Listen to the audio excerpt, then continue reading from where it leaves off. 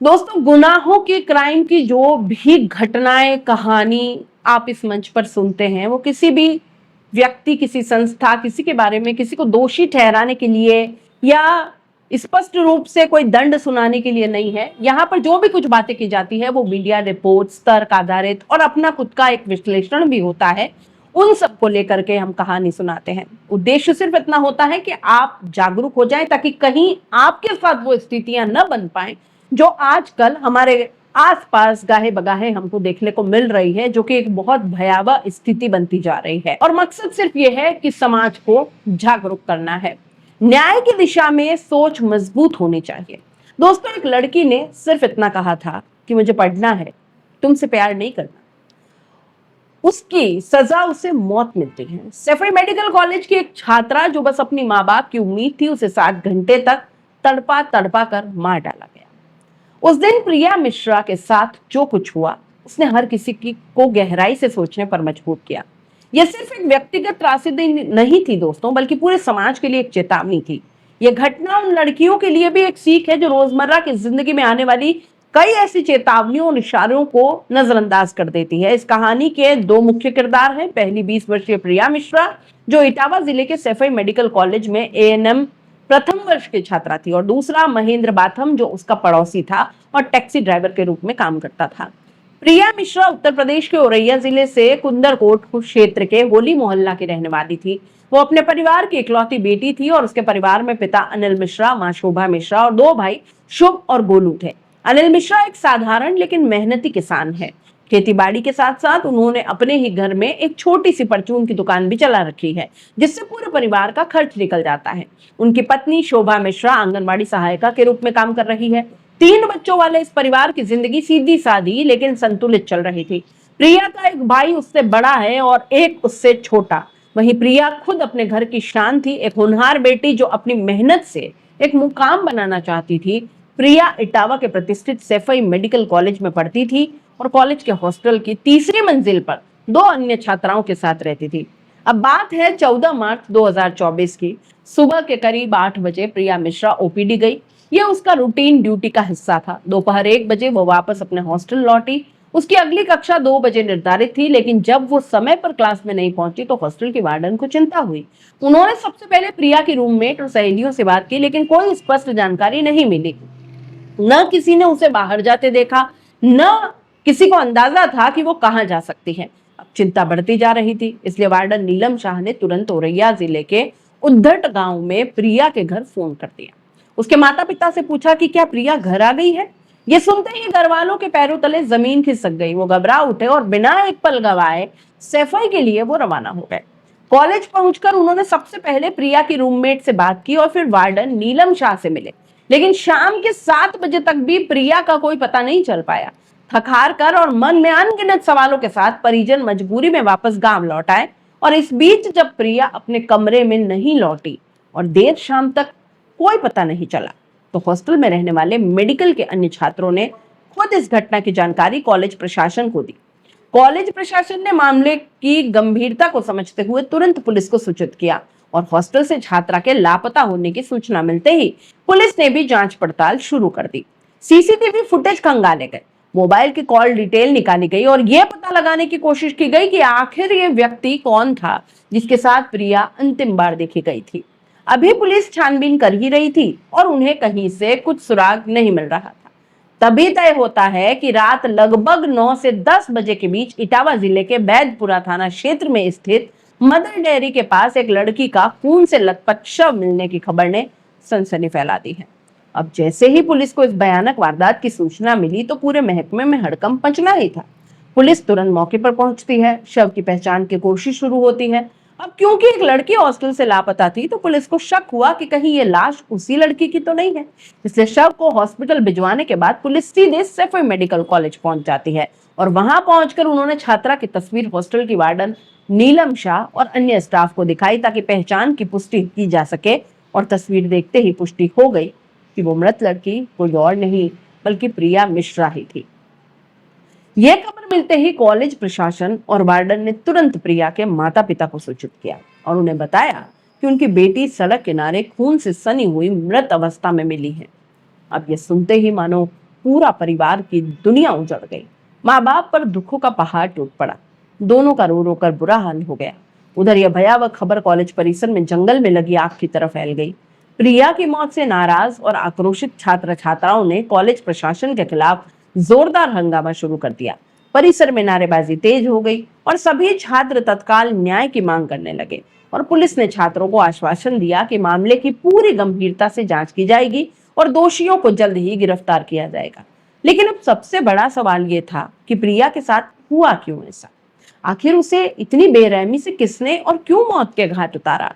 Police ने इस सवाल का जवाब ढूंढने के लिए अपनी जांच की रफ्तार अब और तेज कर दी। सबसे पहले उन्होंने प्रिया मिश्रा की सहेलियों और करीबी दोस्तों से गहराई से पूछताछ की। सहेलियों ने बताया कि दोपहर में ओपीडी ड्यूटी से लौटने के बाद प्रिया सीधे अपने कमरे में आ गई। वहां उसने अपना मोबाइल एक दोस्त को थमाते हुए कहा कि मैं थोड़ी देर में वापस आती हूँ। लेकिन जब दोस्त ने पूछा कहाँ जा रही हूँ तो प्रिया ने कोई स्पष्ट जवाब नहीं दिया। ये बात पुलिस के लिए बहुत हैरान कर देने वाली थी, क्योंकि उसके बाद प्रिया कभी वापस नहीं लौटी। इस बीच प्रिया के माता पिता ने भी जांच में सहयोग दिया और कुछ ऐसी जानकारी दी जो जांच के लिए बेहद अहम मानी गई।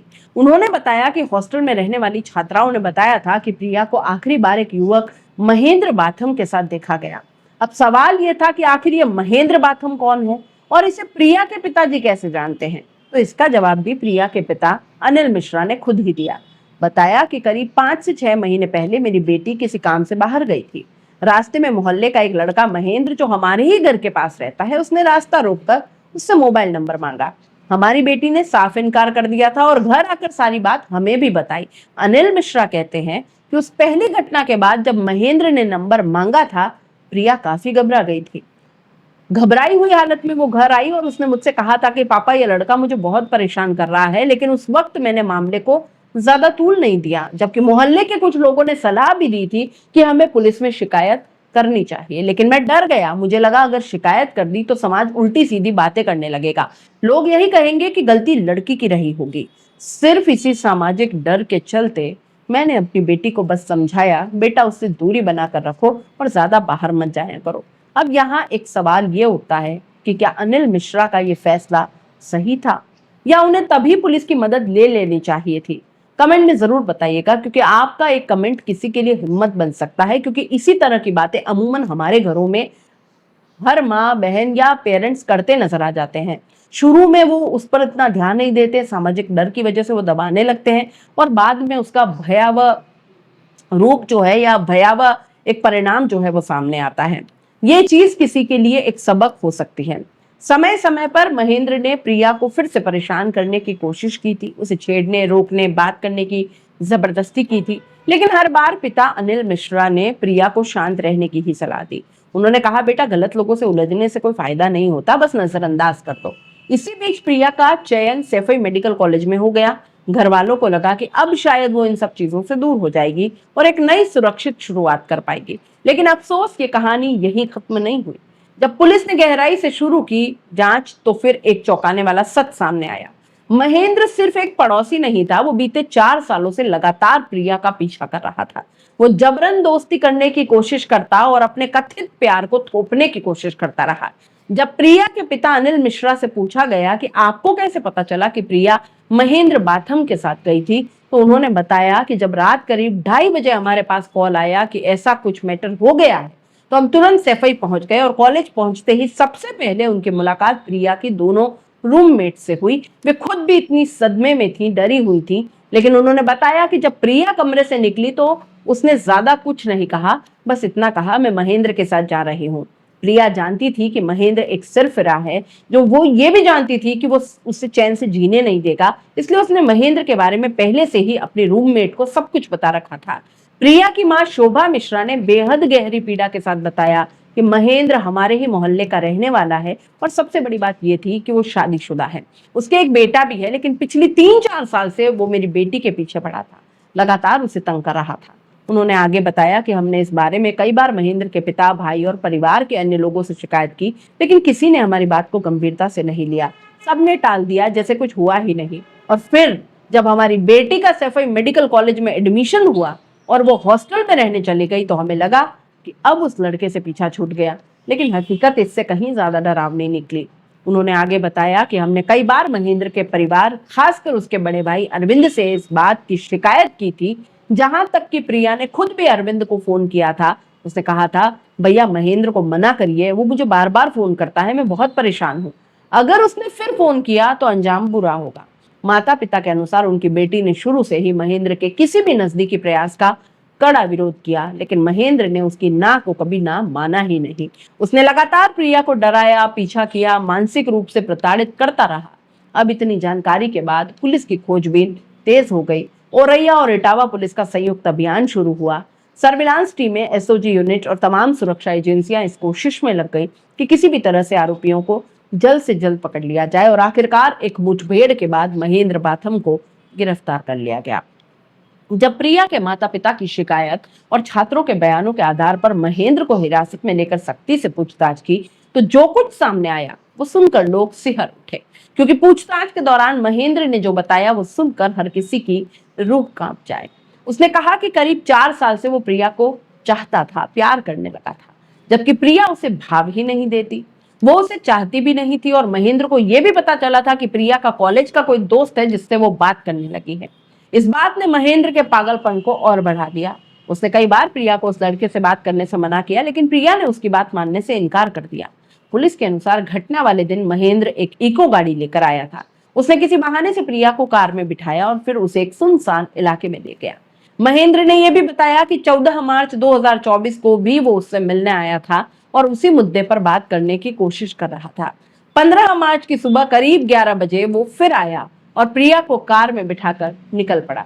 रास्ते में फिर वही बहस, दूसरे युवक से बात करने को लेकर कहासुनी शुरू हो गई, और प्रिया ने उसे साफ शब्दों में चेतावनी दी थी कि अगर तुम दोबारा मेरा पीछा करोगे या मेरी जिंदगी में दखल देने की कोशिश की तो मैं न सिर्फ तुम्हारी पुलिस में शिकायत करूंगी, बल्कि जमाने के सामने तुम्हारा असली चेहरा भी दिखा दूंगी। प्रिया की साफ और तीखी बात महेंद्र को चुभ गई। उसका अहम, उसकी झूठी मर्दानगी एक ही पल में तिल मिला गई। उसके चेहरे से इंसानियत जैसे गायब हो जाती है।